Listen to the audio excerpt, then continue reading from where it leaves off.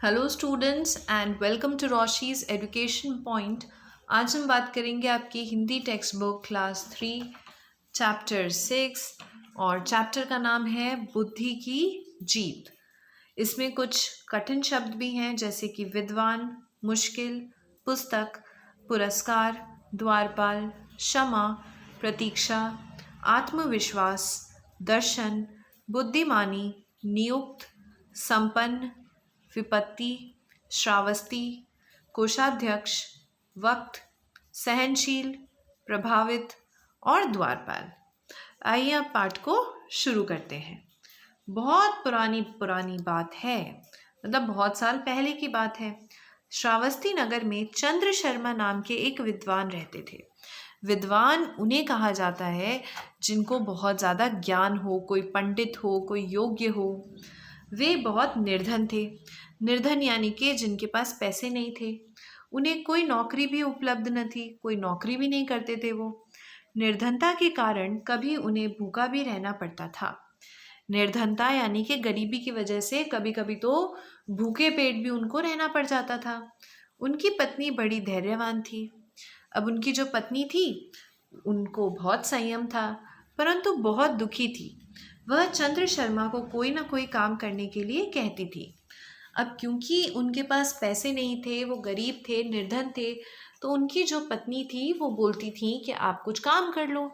मगर चंद्र शर्मा अपने ज्ञान की गरिमा के कारण कोई छोटा मोटा काम भी नहीं कर पाते थे, क्योंकि वह तो एक विद्वान थे।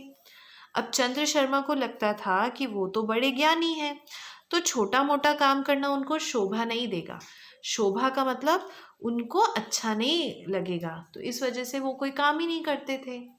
एक दिन उनकी पत्नी ने दुखी होकर उन्हें सलाह दी कि वे राजा भोज के दरबार में जाकर अपनी योग्यता अनुसार कोई पद या पुरस्कार प्राप्त करें। उनकी पत्नी ने बोला कि जैसी तुम्हारे अंदर काबिलियत है, योग्यता है, तुम राजा के पास जाओ और या तो उनसे कोई पद हासिल कर लो या फिर कोई पुरस्कार प्राप्त करो। उसका कहना था कि महाराज विद्वानों का बहुत आदर करते हैं। क्या पता आपकी विद्वत्ता से प्रभावित होकर राजा कोई पद आपको दे और हमारी गरीबी के दिन दूर हो जाए। अब पत्नी का मानना था कि जो महाराज होते हैं वो ज्ञानी लोगों की, विद्वानों की आदर करते हैं, तो हो सकता है ना कि वो आपकी भी ज्ञान से प्रभावित हो जाए, तो या तो हमारी गरीबी दूर हो जाएगी अगर आपको कोई काम मिल जाएगा तो। चंद्र शर्मा को पत्नी की यह बात जच गई। वे दूसरे दिन राजमहल की ओर चल दिए। अब चंद्र शर्मा ने इस बात से तो हामी भर ली कि हाँ, ये तो तुमने बिल्कुल सही बोला, और वो राजमहल की तरफ निकल गए। राजमहल के वैभव और शान शौकत को देखकर वे सोचने लगे, कहाँ मेरे जैसा गरीब आदमी और कहाँ ये सजे धजे द्वारपाल। क्या ये मुझे राजा तक पहुँचने देंगे? अब राजमहल तक जाके देखा तो बहुत शान शौकत है। जो द्वारपाल यानी कि जो पहरेदार रहते हैं वो भी काफ़ी सजे धजे अच्छे अच्छे कपड़ों में थे, तो वो सोचने लग गए कि मुझ जैसे गरीब इंसान को ये राजा से क्यों मिलने देंगे। तभी उन्हें एक तरकीब सूझी। वे द्वारपाल के पास गए और आत्मविश्वास भरे स्वर में बोले, मैं महाराज से मिलना चाहता हूँ। वे मेरे मौसेरे भाई हैं। आप जाकर तो कहिए कि पंडित चंद्र शर्मा द्वार पर उनकी प्रतीक्षा कर रही हैं। अब उन्होंने क्या करा, आत्मविश्वास के साथ गए और जाके बोला कि मैं तो मौसेरा भाई हूँ राजा का, जाओ उनसे बोलो कि मैं आया हूँ और मैं प्रतीक्षा कर रहा हूँ, यानी कि मैं इंतज़ार कर रहा हूँ। यह सुनकर एक पल के लिए द्वारपाल चौंका। उसने मन में विचार किया, कहीं सच में ही यह महाशय महाराज के भाई हुए तो क्या होगा, हो सकता है महाराज मुझे दंड दे।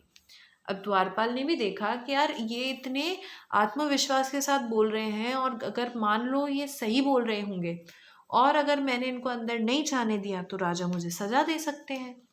अतः वह नम्र स्वर में बोला, पंडित जी आप यहीं रुके, मैं अभी महाराज को सूचित करता हूँ।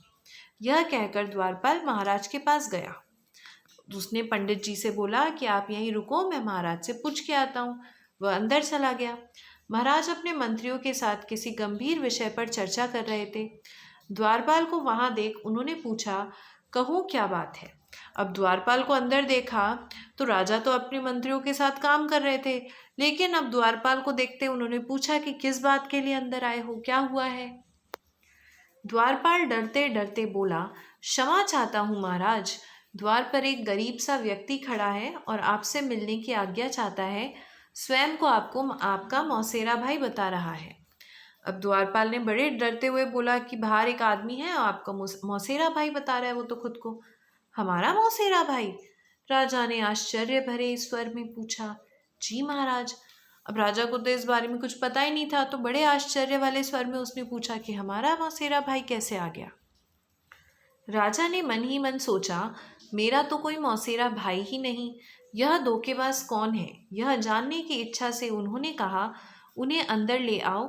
द्वारपाल द्वार पर लौटा और पंडित चंद्र शर्मा को अंदर ले आया। अब राजा का को तो कोई मौसेरा भाई नहीं था, तो राजा ये देखना चाहते थे कि कौन सा इंसान है जिसने ऐसा धोखा दिया है और झूठ बोला है। तो द्वारपाल वापस बाहर आया और उसने पंडित जी को अंदर ले गया अपने साथ। चंद्र शर्मा ने राजा का अभिवादन किया और राजा से आज्ञा लेकर बैठ गया।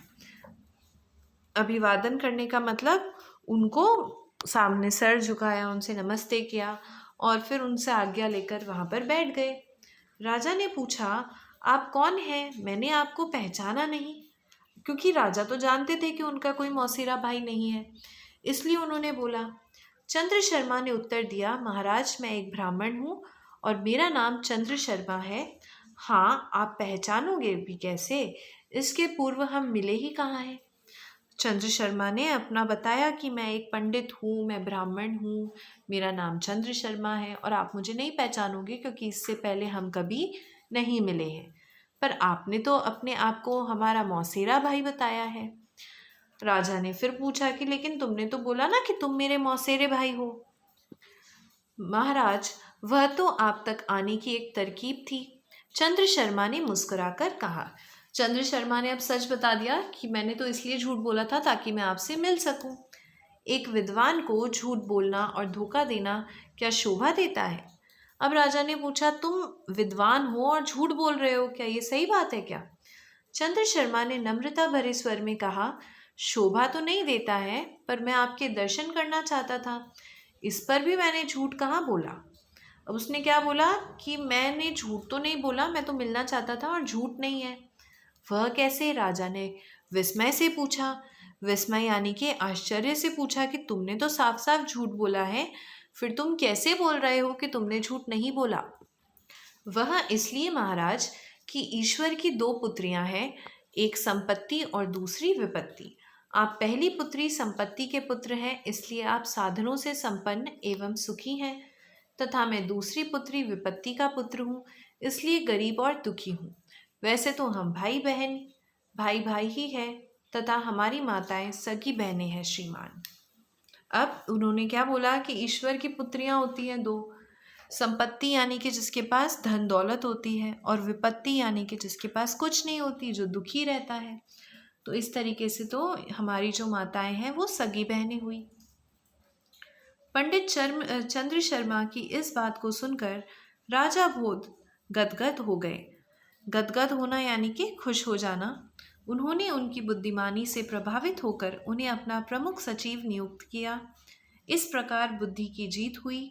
जिसके पास बुद्धि का बल है वही संसार में विजयी है। जिसके पास बुद्धि होती है वही संसार में जीत जाता है। इसी के साथ पाठ समाप्त होता है। एक बार इस चैप्टर के प्रश्न उत्तर देख लेते हैं। सही विकल्प पर सही का निशान लगाओ। इस कहानी का शीर्षक बुद्धि की जीत इसलिए है क्योंकि पंडित चंद्र शर्मा विद्वान थे। राजा भोज विद्वानों का आदर करते थे। पंडित चंद्र शर्मा ने अपनी बुद्धि से राजा का मन जीत लिया था। राजा चंद्र शर्मा के चचेरे भाई थे। तो इसका ग वाला उत्तर सही होगा। किसने कहा, किससे कहा? अपने राजा तो विद्वानों का बहुत आदर करते हैं। ये पंडित चंद्र शर्मा की पत्नी ने चंद्र शर्मा से कहा।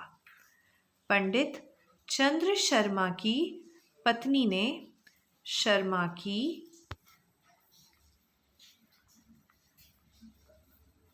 पत्नी ने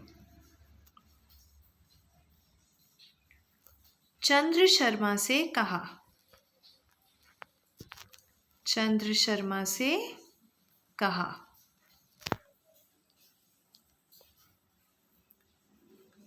प्रश्न 2, महाराज हर किसी से नहीं मिलते भाई, उनसे मिलने की पूर्व आज्ञा प्राप्त करनी होती है। यह बोला है द्वारपाल ने। द्वारपाल ने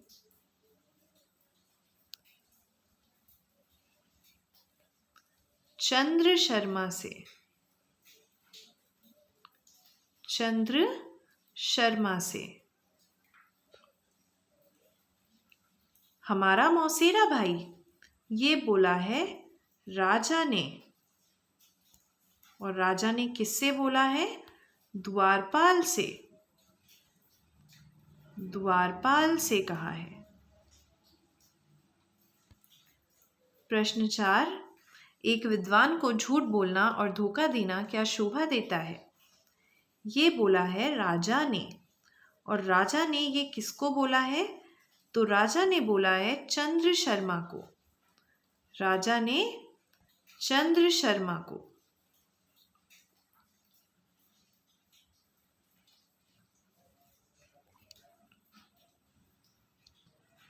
राजा ने पंडित चंद्र शर्मा को यह जानते हुए भी कि वे उनके मौसेरे भाई नहीं हैं आने दिया, क्योंकि वे जानते थे कि चंद्र शर्मा विद्वान है। वे देखना चाहते थे कि हमारे सामने झूठ बोलने और धोखा देने वाला कौन है। वे जनता को प्यार करते थे। इसमें ख वाला सही उत्तर होगा। जोड़े मिलाइए। मौसी का लड़का। मौसी का लड़का होता है मौसेरा। चाचा का लड़का होता है चचेरा। मामा का लड़का होता है ममीरा। और बुआ का लड़का होता है फुफेरा। इसी के साथ आपका पाठ यहीं पे समाप्त होता है। अगर कुछ ऐसा है जो आपको समझ में नहीं आया है तो कमेंट सेक्शन में लिख के ज़रूर बताएं। धन्यवाद।